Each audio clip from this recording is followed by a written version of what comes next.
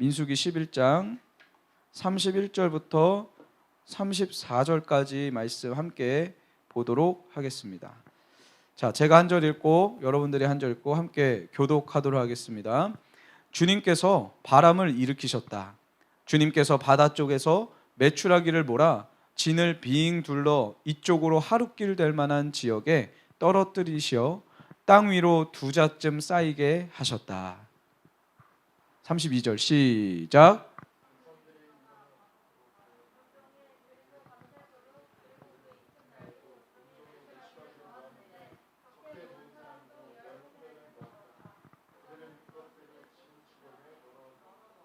고기가 아직 그들의 이 사이에 씹히기도 전에 주님께서 백성에게 크게 진노하셨다.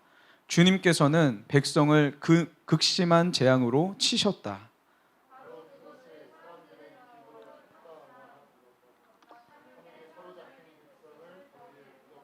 함께 공동합니다. 백성은 기브롯 핫다와를 떠나 하세롯으로 행군하였다. 그들은 하세롯에서 멈추었다. 아멘. 할렐루야. 할렐루야. 네. 오늘 본질적 출애굽 16번째 시간, 잘못된 소리에 귀 기울이면 잘못된 메커니즘이 만들어진다라는 제목으로 오늘 말씀 나눠보도록 하겠습니다. 여러분, 질문 한번 해볼게요. 우리 온라인으로 예배를 드리고 있는 청년들도 이 질문에 한번 대답해 주시면 감사하겠어요.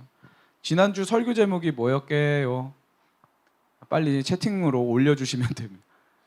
현장에 있는 예배팀, 지난주 설교 제목이 뭐였게요? 그래요? 그러네요. 제가 그 한 주 동안 지나면서 몇몇의 청년들한테 물어봤습니다. 주일날 했던 설교 제목이 뭔지 기억나냐? 적은 가까운 데 있다. 애들이 이렇게 얘기를 하더라고요. 그거 아닙니다. 적은 가까운 데 있다는 제가 하고 싶은 얘기가 아니었어요. 근데 많은 분들이 적은 가까운 곳에 있다는 것만 기억을 하시더라고요. 지난주 설교는 시뮬레이션 없는 행군은 없고, 그러니까 우리의 삶 가운데 실제로 시뮬레이션 해야 하는 일이 있어야 된다, 이 얘기를 한 건데, 여러분들 이렇게 자꾸 주제는 모르시고 한 부분만 아시면은 제가 이단이 됩니다. 할렐루야. 아멘을 안 하시는 이유가 뭐예요? 여러분, 오늘 말씀의 주제를 잘 찾으시고 그 안에서 하나님이 나에게 주시는 그 음성을 들으시기를 주님의 이름으로 축복합니다. 아멘. 제가 이번 주에는 한 두 형제를 데리고 저기 멀리 있는 제 동생이 운영하고 있는 그 레스토랑에 데리고 간 일이 있었습니다. 가서 난생 처음 먹어보는 아주 희귀한 그런 그 이탈리안 음식을 먹으면서 함께 이야기도 나누고 대화도 하고, 또 특별히 한 명에게는 또 막 요리를 하고 싶어하는 친구거든요. 그래서 셰프랑 만나게 해주고, 그 셰프가 밀라노에서 직접 수입해온 면이라고 하면서 선물까지 줬어요. 그러니 눈이 휘둥그레져서 거의 막 먹으면서 감동받고 그런 일들이 있었어요. 제가 같이 밥을 먹으면서 이제는 옛날의 삶을 버리고 이제 주님 안에서 열심히 공부하고 열심히 신앙생활해서 사람의 마음을 녹일 수 있는 그런 훌륭한 요리사 됐으면 좋겠다. 네가 공부 열심히 해야 이렇게 함께 일도 하고, 여러분, 음식을 남에게 대접하는 일도요, 하나님 앞에서 예배가 될 수 있어요. 아멘이세요? 아멘이세요? 주님은 작은 소자에게 이 냉수 한 그릇 줘도 주님의 이름으로 주면 주님 그거 받으신다 하셨거든요. 우리 주님이 이런 분이세요, 여러분. 아멘이시죠? 그런 요리사가 되라고 제가 격려해주는 그런 시간이 있었습니다. 왜 이런 친구들을 데리고 가서 그 먼 길을 가서 이렇게 레스토랑에 가가지고 같이 먹고 대화하고 이야기하냐면, 제가 이 친구를 처음 만났을 때 하나님에 대한 엄청난 오해가 그 머릿속에 가득 차 있었어요. 마치 하나님은 내가 걸어가야 할 길을 쫙 1부터 10까지 쫙 정해놓으시고 이 길대로 걸으라고 하시는 분인 것 같아 보인다는 거예요.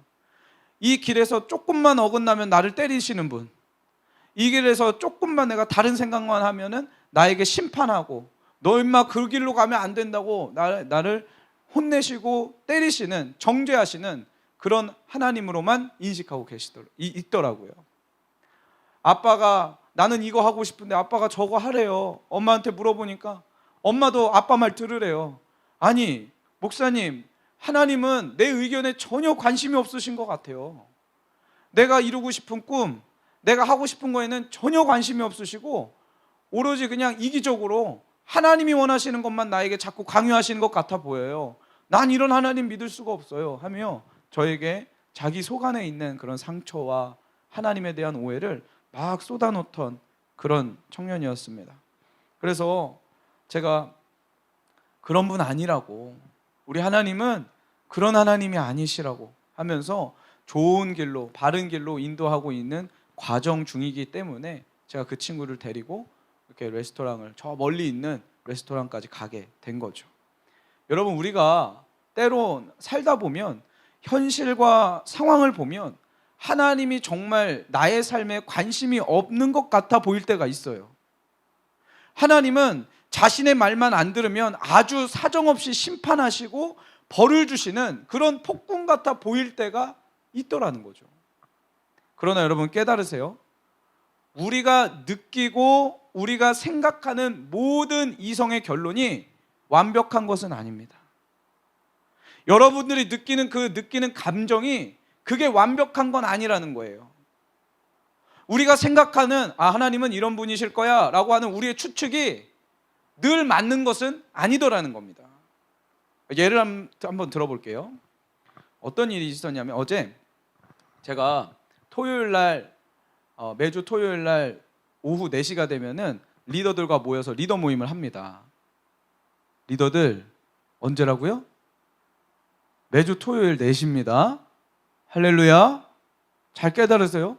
그래서 제가 그 리더 모임을 하려고 교육관을 가게 됐어요. 교육관을 가서 문을 탁 열었는데 깜짝 놀랐습니다. 모든 교육자들이 저만 빼고 모여가지고 밥을 먹고 있는 거예요. 아니 나는 지금 리더 모임을 해야 되는데 교육자들이 밥을 먹고 있는 거예요.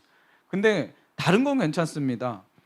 제 마음을 설레게 하는 한 아이가 있었으니, 누구냐면 조성영 목사님 딸 예린이라고 있어요. 조그만한 아이거든요. 그 아이가 그 전에 이제 밥 먹기 전에 과자를 왕창 먹어가지고 밥을 하나도 안 먹고 뭘 하고 있냐면 조그만한 이 노란색 망고 젤리를 이렇게 교육자분들에게 하나씩 인심 쓰듯이 나눠주고 있는 거예요. 문제는 뭐냐? 본인 게 아니에요.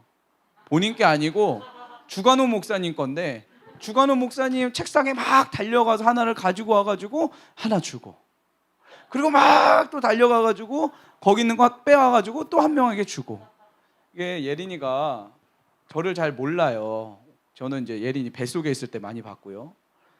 그러니까 저를 잘 모르는데 저를 이렇게 자꾸 쳐다보면서 눈치를 주면서 저만 빼고 다 나눠준 겁니다. 그래서 제가 용기를 내가지고 이제 예린이한테 그랬어요. 예린아, 목사님도 하나 갖다 주세요. 그랬더니 예린이가 신나가지고 네 하더니 막 가가지고, 누구 책상이에요?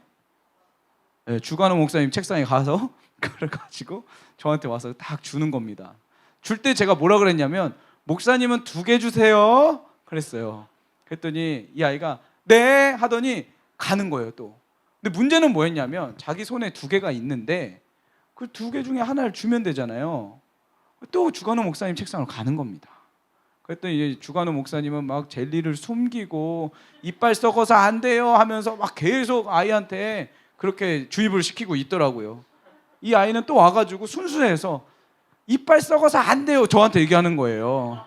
그래서 괜찮다고, 나는 이빨이 썩어도 되니까 하나만 더 달라고. 그랬더니 또 가가지고 이빨 썩어도 되니까 하나 더 달라고 그러는 겁니다. 나중에는 급기야 제가 이제 예린이한테 뭐라 그랬냐면은, 예린아 너 손에 2개 있잖아, 2개 있는 거 하나만 주세요 했더니 이 아이가 뭐라 그랬게요? 여러분도 예린이랑 비슷하시군요. 안 돼요 없어요 이러는 거예요. 여러분, 우리가 이 이야기를 들으면서 굉장히 놀라죠.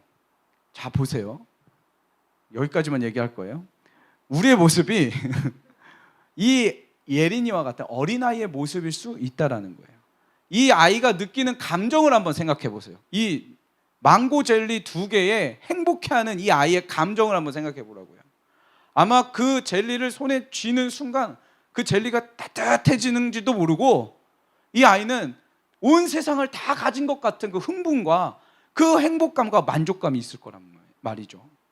근데 거기에다가 험상궂게 생긴 목사님이 하나 더 달라고 했으니, 네가 가지고 있는 거 하나 달라고 했으니 이 아이는 세상의 반쪽을 잃어버릴 것 같은 그런 느낌을 가지게 되더라는 거죠. 그런데 여러분, 우리가 이 이야기를 들으면서 웃어요. 왜요?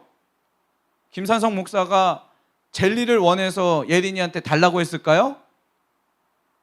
그런 사람 아니에요, 여러분. 저 젤리 별로 안 좋아해요. 믿어주세요. 제가 그 젤리를 달라고 했던 이유는 그 아이가 어떻게 반응하는지 보기 위함이죠. 진짜 나에게 마음을 주는지를 보기 위함인 거예요. 우리는 그 이야기를 다 안다는 거죠. 그 생각들. 아, 목사님이 괜히 하나 더 달라고 하는 거지, 배고파서 달라고 하신 게 아니잖아. 이걸 다 안다고요.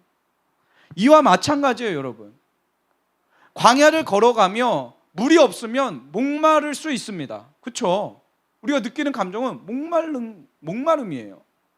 돈이 없으면 난감할 수 있고 서러운 감정이 들 수 있어요. 광야를 걸으며 혼자 방 안에 있을 때면 때론 버림받는 것 같고 그런 느낌이 들 때가 있습니다.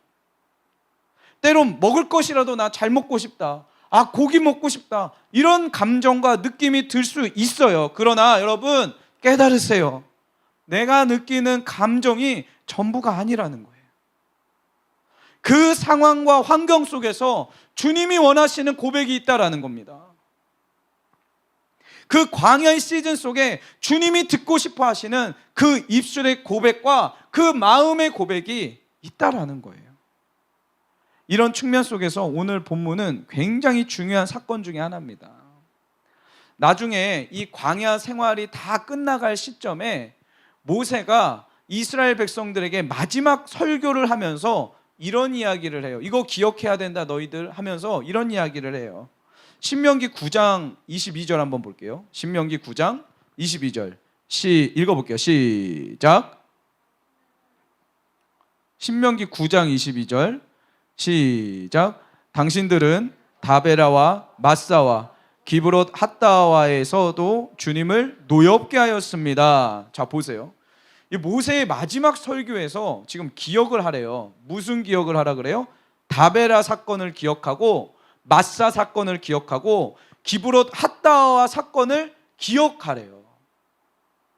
여기서 보면 다베라 사건이 어떤 사건이냐면 오늘 본문에 민수기 11장 1절에서 3절에 나와 있는 사건이거든요.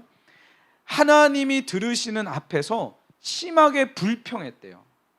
이게 그 개역 개정판에는 이렇게 나와요. 악한 말로 하나님께 원망했다고 나와요. 그래서 하나님이 화가 나셔서 불을 내리셔가지고 이스라엘 백성들을 전부 죽이시는 장면이 이 다베라 사건입니다. 마사 사건은 어떤 사건이냐면 여러분들 아시죠? 막 목말라가지고 물 줘요, 목말라, 물 줘 막 불평하고 원망을 해서 이 모세가 지팡이로 반석을 2번 쳐가지고 물을 냈던 사건, 그 사건이 마사 사건입니다. 오늘 본문이 기브롯 핫다와 사건인데 이 사건은요, 고기 먹고 싶다고 하나님 앞에 난리를 치는 거예요. 고기 먹고 싶어요, 고기 먹고 싶어요. 이집트에서 살던 그때와 비교하면서 고기 좀 달라고 막 불평하고 원망을 했더니 어떤 일이 일어났냐? 결국엔 하나님께서 여기 이제 그 개역 개정판, 지금 이렇게 새번역판에는 아주 자세하게 나와 있는데 이게 면적이 어느 면적이냐면 서울만한 면적입니다. 서울만한 면적에 메추라기를 전부 보내셨어요. 메추라기를 전부 보내셔가지고 너네 고기 먹고 싶다 그랬지? 알았어, 오늘 한번 신나게 한번 먹어봐. 그리고 그만큼 주신 거예요. 그래서 그 메추라기를 잡아가지고 굽고 삶고 해서 막 먹는데 성경에 뭐라 그래요? 그 고기가 이 사이에 아직 씹히기도 전에 하나님의 재앙을 맞아 이스라엘 백성들이 죽게 되는 사건. 이게 오늘 본문의 기브롯 핫다와 사건인 거예요. 자, 보세요. 지금 모세가 광야 생활이 끝나는 이 시점 속에서 이스라엘 백성들에게 기억하라 그래요. 뭘 기억하라 그래요?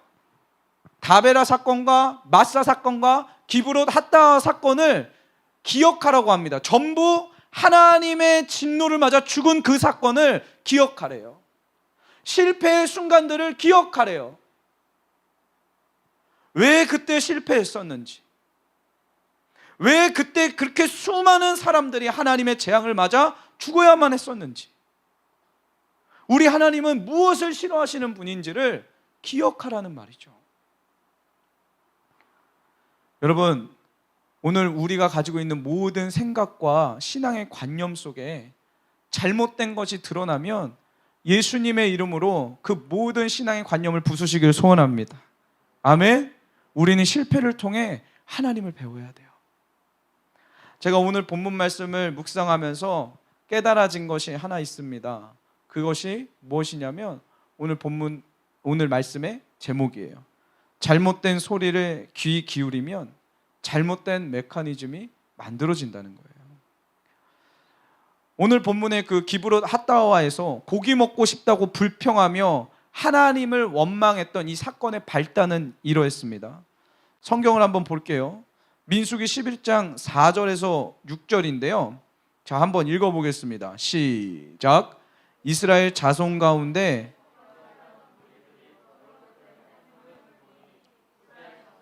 크게 읽으세요.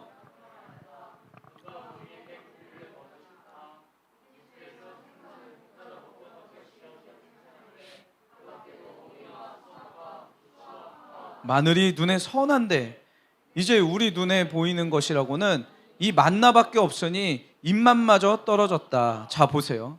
여기 보면 4절에 보면은 이스라엘 자손 가운데 섞여 살던 무리들이 얘기하기 시작하는 거예요. 여기 세번역 성경에는 섞여 살던 무리들이라고 나옵니다. 이 개역개정판에는 섞여 살던 다른 인종들이라고 나오고요. 직역성경, 이 히브리어 원어를 한국어로 바로 직역한 이 직역성경에는 좀 과격한 표현이 나옵니다. 잡족이래요. 이 잡족들이 이런 이야기를 했다는 거예요. 탐욕을 품고 뭐라 그랬냐면 고기 먹고 싶다. 누가 우리에게 고기를 주는 거야. 아니, 이집트에서는 생선을 공짜로 먹었는데 오이와 수박과 부추와 파와 마늘도 내가 마음껏 먹을 수 있었는데 우리 맨날 왜 만나만 먹어야 돼? 고기 먹고 싶어! 이런 이야기를 했다라는 거예요. 여러분 잘 들으세요. 언제 그들이 이집트에서 종살이 할 때 공짜로 먹었습니까? 이스라엘 백성들이 종살이 하면서 먹었던 모든 고기와 부추와 오이와 수박과 모든 과일들, 채소들은요, 그들이 힘들게 노동하던 고역의 대가들이었어요. 그런데 잡족의 소리들, 이상한 소리, 하나님 없는 사람들의 소리를 계속 들으니까 그들이 어떤 메커니즘이 생겨요? 잘못된 메커니즘이 생기는 거예요. 그때 공짜로 먹었다는 거예요. 자, 민수기 11장 9절에서 10절, 이런 일들, 이 잘못된 메커니즘이 생기니까 이런 일이 발생합니다. 9절 10절 한번 읽어봅시다. 시작. 밤이 되어 진에 이슬이 내릴 때면 만나도 그 위에 내리곤 하였다. 모세는 백성이 각 가족별로 제각기 자기 장막 어귀에서 우는 소리를 들었다. 주님께서 이 일로 대단히 노하셨고 모세는 그 앞에서 걱정이 태산 같았다. 아멘. 여러분, 지금 매일 빠짐없이 만나가 내리고 있는 상황입니다. 그 엄청난 은혜를 경험하고 있는 그 상황 속에 잘못된 잡족의 소리를 들으니 뭐라 그래요? 가족별로 자기 장막 어귀에서 우는 소리가 나기 시작했대요. 지금 이스라엘 백성들이 느끼는 감정은 슬픔이고 불평이었습니다. 옛날에 이집트에서 종살이 하던 그때를 그리워하는 그리움의 감정인 거예요. 근데 이걸 보고 하나님이 어떻게 하셨다고요? 대단히 노하셨다라고 기록하고 있어요. 여러분 잘 들으세요. 하나님을 오해하는 소리, 하나님은 나쁜 분이시고 하나님은 강압적이신 분이시고 하나님 나에게 관심이 없으시고 자기의 계획만 강요하시는 분이라는 이 사단의 소리에 귀 기울이면 우리는 잘못된 메커니즘이 만들어지기 시작합니다. 그 잘못된 메커니즘 속에 살다 보면 우리의 삶 가운데 기쁨이 사라지는 거예요. 슬픔과 불평과 원망만 나오게 되더라는 겁니다. 우리가 계속적으로 큐티하고 있는 요즘 요한 1서 5장 10절을 보면요, 여기에 제가 한번 읽어볼게요. 하나님을 믿지 않는 사람들은 하나님을 거짓말쟁이로 만들었습니다 라고 나옵니다. 하나님을 오해하고 하나님께 불평하고 원망하는 사람들은 하나님을 거짓말쟁이로 만든다는 거예요. 그러므로 여러분, 듣는 것을 잘 들으셔야 돼요. 하나님의 말씀을 들어야 하고요, 하나님을 높이는 찬양을 들어야 됩니다. 할렐루야. 여러분, 기도를 어떻게 배워야 되냐면 기도 소리가 울리는 그 현장 속에서 기도 소리를 들으며 기도는 배우게 되는 거예요. 찬양 어떻게 배워요? 찬양을 부르는 그 모습 속에서, 찬양이 울려 퍼지며 하나님을 높여드리는 그 분위기 속에서 그 찬양 소리를 들으며 우리는 예배를 알게 되는 거예요. 그분을 경배하는 걸 경험하게 되는 겁니다. 여러분, 이 온라인 예배를 통해서 예배드리고 있는 우리 청년들, 여러분들이 지금 예배드리는 그 공간이 하나님의 소리로 가득 차는 공간이 되길 소원합니다. 아멘. 세상의 소리, 사단의 소리를 거부하세요. 여러분, 잡족의 소리를 거부하시고 하나님의 소리를 들으십시오. 하나님을 예배하는 소리를 들으세요. 그때 우리 안에 하나님이 기뻐하시는 메커니즘이 만들어지기 시작한다는 거예요. 중국에서 이제 신앙생활 하던 친구가 이제 편지 한 통을 썼는데 제가 이거 잠깐 읽어드릴게요. 잘 한번 들어보세요. 안녕하세요. 목사님, 다 지우고요. 중략하고, 기도와 말씀을 통해 깨달은 십자가의 길을 제가 이제 걷겠다고 다짐한 후, 이렇게 표현하면 이상하겠지만 절묘하게도 제 삶에 많은 고난이 찾아왔습니다. 누구나 잘 될 거라고 예상했던 성실한 아버지의 사업이 실패해 저는 제가 모든 학비와 용돈을 부담해야 하는 상황이 찾아왔고, 그렇게 많던 세상 친구들이 제게 예수 믿고 제정신 아니라고 핀잔을 주며 참 많이 떠나갔습니다. 누군가의 과외 선생님으로, 한 가정의 장남으로, 치열한 경쟁 속 대학교 유학생으로 많은 책임감을 지고 살게 되었지만 참 기뻤습니다. 심지어 한 달에 500위안이면 8만 원입니다. 8만 원도 안 되는 용돈으로 살며 한 끼에 3위안, 500원이에요. 한 끼에 500원 쓰는 것도 아깝다고 느끼며 버틸 때도 하나님 정말 살아계시고 예수님 나를 위해 돌아가셨다는 사실이 얼마나 감격이 되던지 기쁨의 눈물이 마르지 않았습니다. 교회에서 아이들을 가르치고 여러 모양으로 교회에서 섬길 때도 그 예수님의 마음을 알아가는 게 너무 행복해 멈출 수 없는 즐거움으로 섬겼습니다. 그런데 이 상황이 지속되고 전혀 출구가 없는 삶의 쳇바퀴가 반복되자 회의가 들기 시작했습니다. 최근에는 주님께서 당신을 위해 포기하라고 요구하시는 것들이 점점 눈덩이처럼 불어나 삶의 무게가 저를 짓누르기 시작했습니다. 나와 교제할 새벽 기도 시간을 위해 잠을 포기할 수 있겠니? 나를 위해 내가 이렇게 좋아하는 자매를 포기할 수 있겠니? 나를 위해 저녁을 포기하고 노숙자를 도울 수 있겠니? 나를 위해 기도 모임을 세울 수 있겠니? 기쁜 마음으로 감당하던 이 삶의 무게는 하나님에 대한 원망으로 변해갔고 신앙의 중심이 흔들리기 시작했습니다. 하나님, 내가 잘 되는 꼴을 보기 싫어하시는군요 하며 원망 섞인 기도가 늘어갔습니다. 그때 저번 주 설교를 들으며 제가 광야에서 하나님을 원망하던 이스라엘 백성 중 한 사람임을 발견했습니다.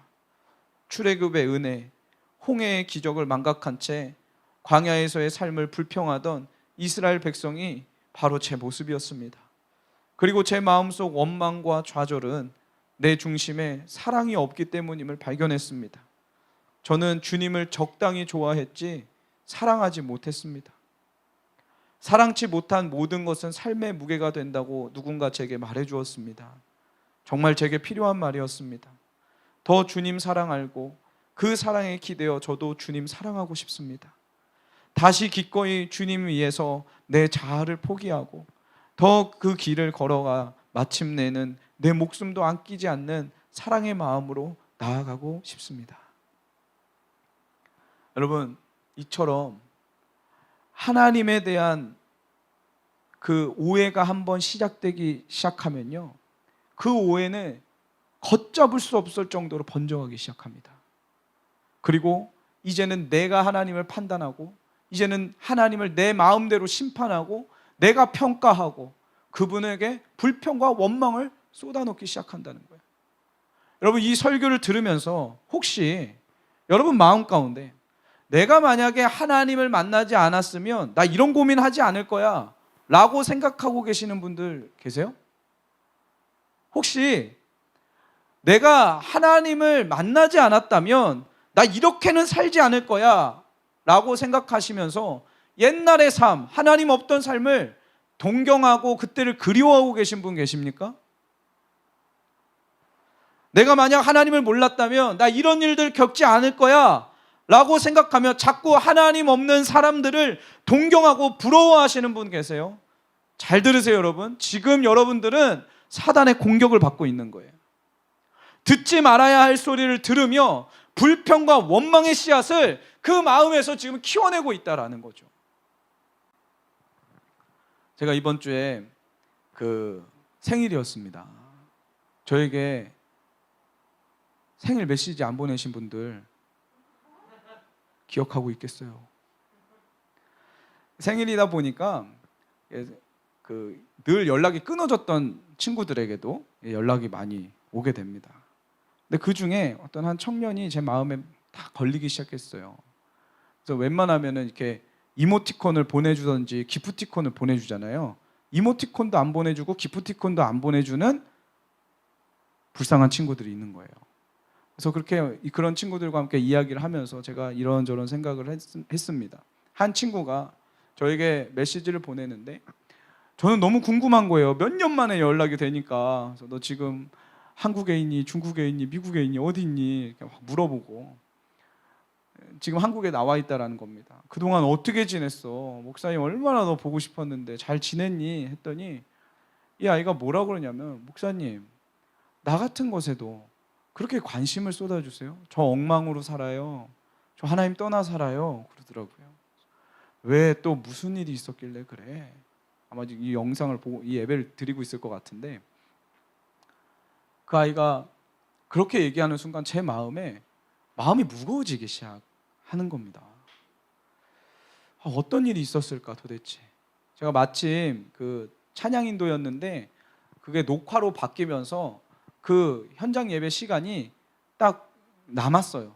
그래가지고 그 아이 이야기를 쭉 듣는데 지금은 자취하고 있고 여자아이가 자취하고 있고 이제 어렵게 이렇게 힘들게 살고 있다고 하는 거예요. 일도 하면서 공부도 해가면서 그렇게 살고 있다는 거예요.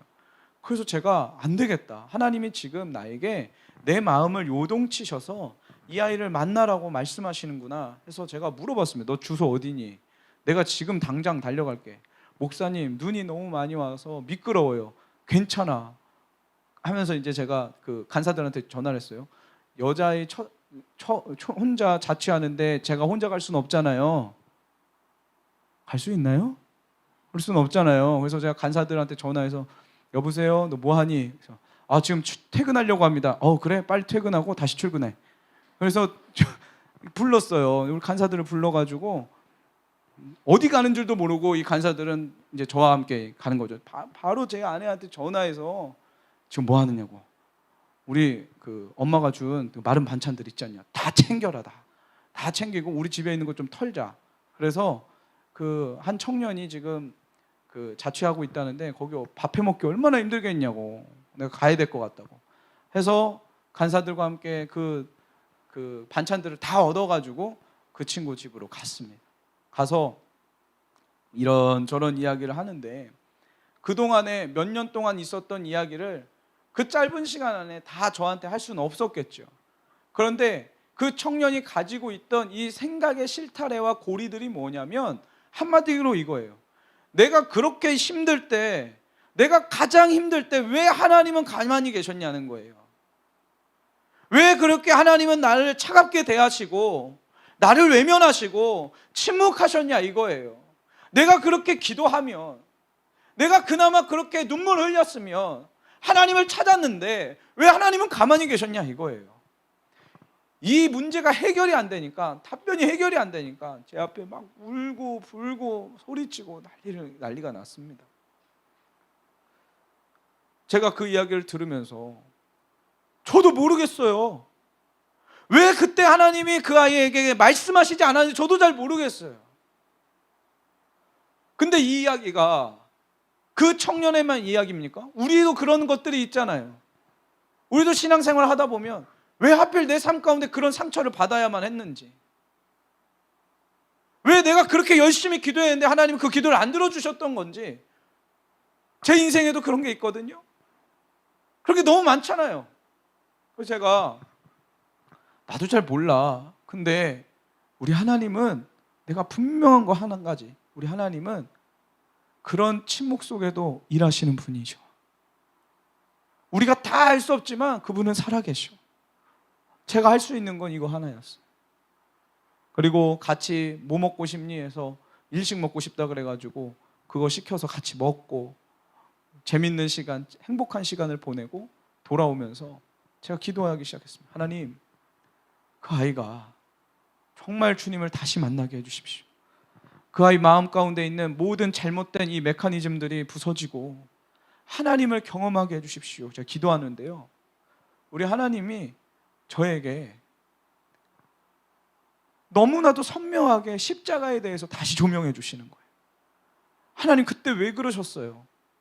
하나님 그때 왜 기도를 안 들어주셨어요? 왜 그렇게 외면하시고 어두움 가운데 두셨어요? 라고 하는 제 질문 가운데 우리 하나님께서 보여주신 것은 십자가였어요. 여러분, 십자가를 묵상해 보세요. 하나님의 아들이신 그 예수님께서 십자가의 길을 걸으며 수많은 사람들에게 욕을 받으셔야만 했습니다.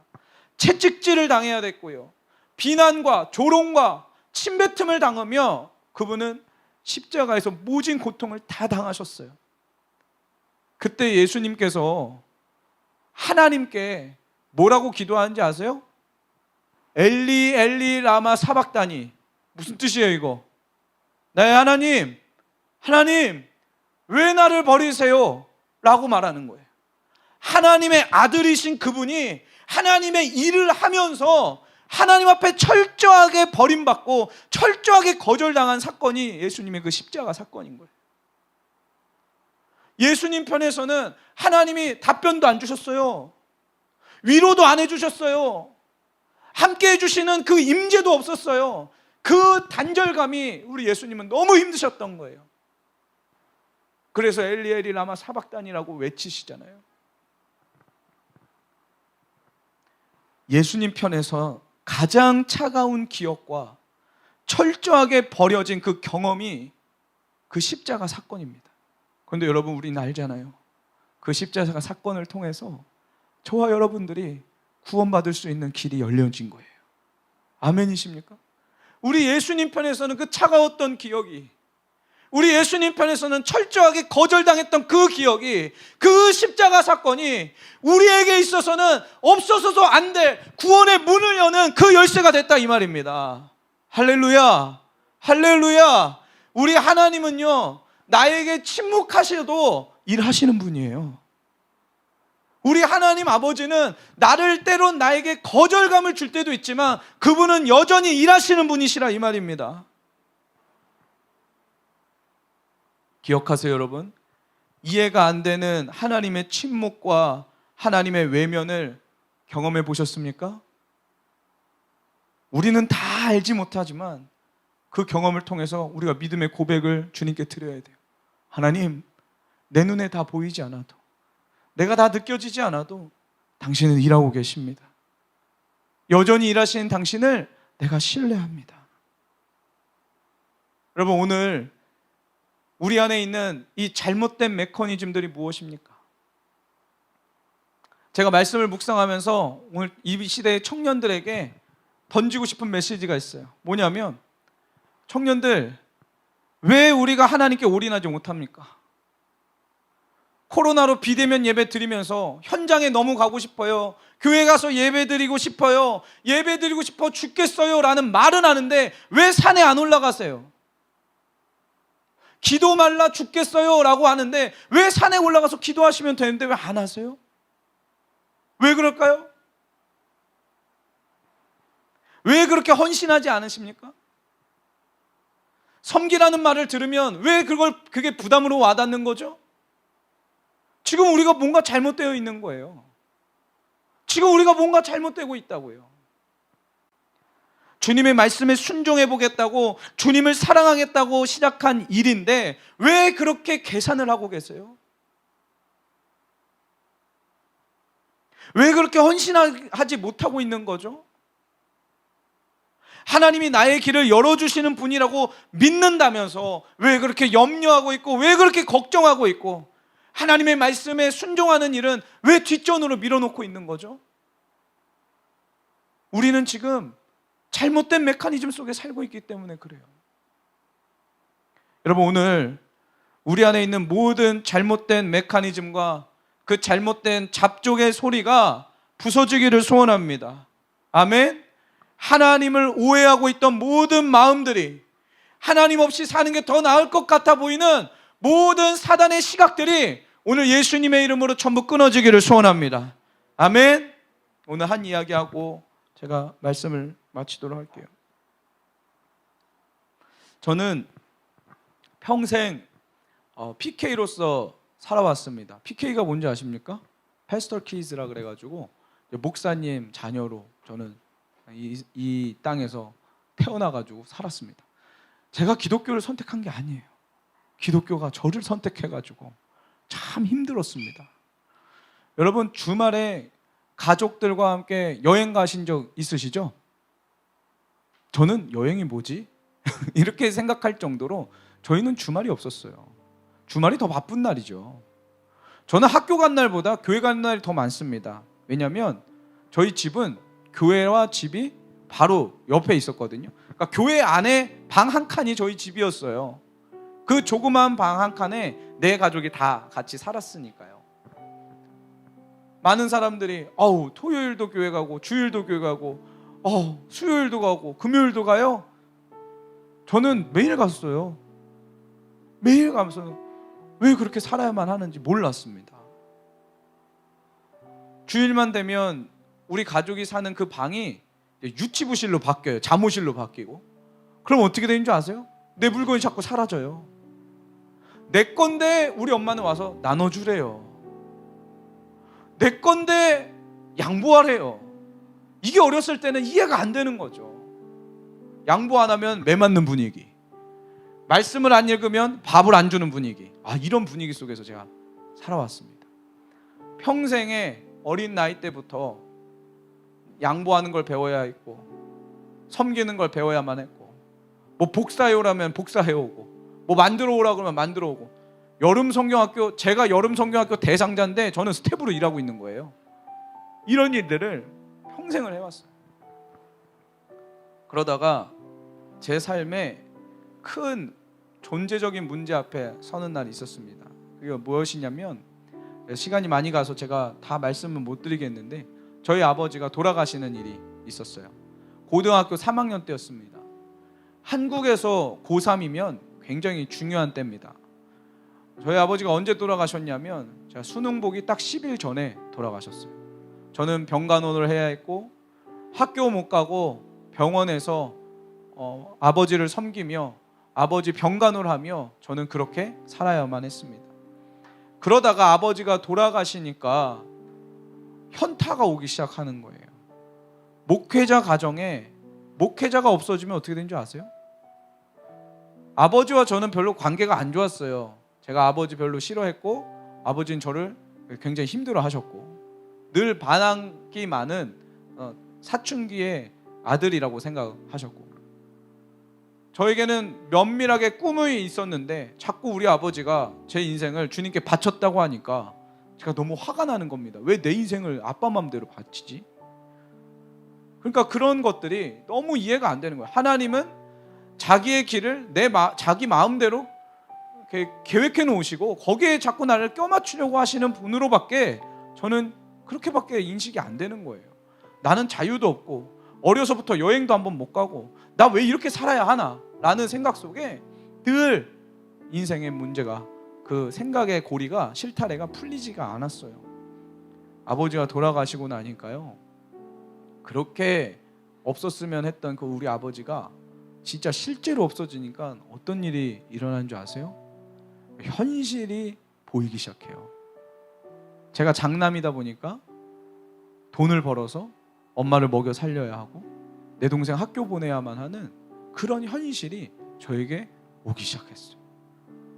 수능 시험 끝나면 다들 막 놀잖아요. 노는 거는 저에게 있어 사치였어요. 그제서야 깨닫게 된 거예요. 전기세가 얼마 나가는지, 수도세가 얼마 나가는지 그제서야 알게 되는 거예요. 알바를 하기 시작했습니다. 고등학생이 알바를 한들 뭐 얼마나 벌겠습니까? 첫 월급을 타고 전철 안에서 그걸 몰래 세어보고, 이거 어떻게 할까? 그걸 계산을 했어요. 수도세 이만큼 내고, 전기세 이만큼 내고, 이거 이만큼 내고, 식비 이만큼 내고 하고,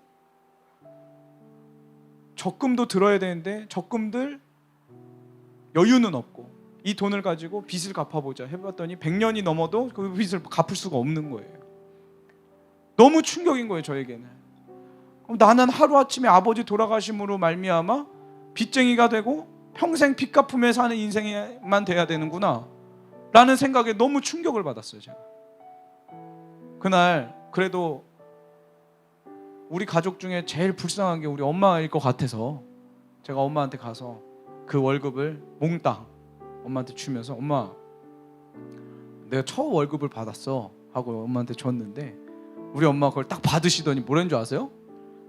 첫 열매는, 아세요? 그 다음 말, 첫 열매는 주님께 드려야 된대요. 그날 제가 폭발했어요. 하나님이 살아계시면 이러면 안 되죠. 하나님이 살아계시면, 그래 맞아, 나 죄 짓긴 했어. 그러나 나보다 죄 더 많이 지은 저 사람들을 혼내셔야지, 하나님이 살아계시면 내 인생 이렇게 만드시면 안 되지. 하나님께 모든 원망과 불평을 쏟아낸 그날이 있었어요. 하나님이 살아계시긴 뭘 살아계시냐고. 그러다가 저는 디프레션에 빠져서 우울증에 걸려서 늘 죽고 싶다는 생각을 하게 됐고, 그런 시간들이 깊어지며 어느 날 예배를 드리다가 하나님을 만나는 그날이 있었어요. 그날, 그거 아세요 여러분? 모태신앙들은 아무것도 못해요. 그냥 예배만 드려요. 예배 시간이 되면 거기 가서 앉아 있는 거예요. 저도 그냥 습관적으로 거기 가서 앉아 있다가 그날 하나님이 저거 벌레 같은 나를 찾아오셨어요. 그날 나에게 찾아오셔서 저에게 하시는 말씀이, 산성아, 내가 너를 사랑한다 하시는데 저는 너무 충격이었어요. 그게 나 같은 자를, 사랑이라는 감정을 잃어버린 지 오래예요. 저는 먹고 살기 바빠서 내 앞으로 밀려오는 모든 삶의 현실이 너무 힘드니까 사랑이라는 감정은 나에게 있어서 사치였고 그 감정을 버린 지 오래인데, 나도 나 자신을 사랑할 수 없어요. 그때에 주님이 오셔서 나 같은 자를 사랑해 주신다는 게 저는 너무 충격이었어요. 한참을 울었어요. 예배가 진행이 안 됐습니다. 한참을 울고 있는데 하나님 저에게 한마디 더 하시는 거예요. 한성아, 너 이제 나를 위해 살아줄 수 있겠니? 하시는데, 나 같은 놈에게 그냥 죽이셔도 괜찮은데 왜 나 같은 놈에게 나를 위해 살아달라고, 주님을 위해 살아달라고 그럴 수 있겠냐고 선택권을 주시는 그 절대자 앞에, 그분의 인격과 그분의 사랑 앞에 저희 삶을 드리기로 결정을 했어요. 하나님, 더 이상 나에게 사랑해 준다는 말 안 하셔도 됩니다. 이 한마디로 충분합니다. 주님,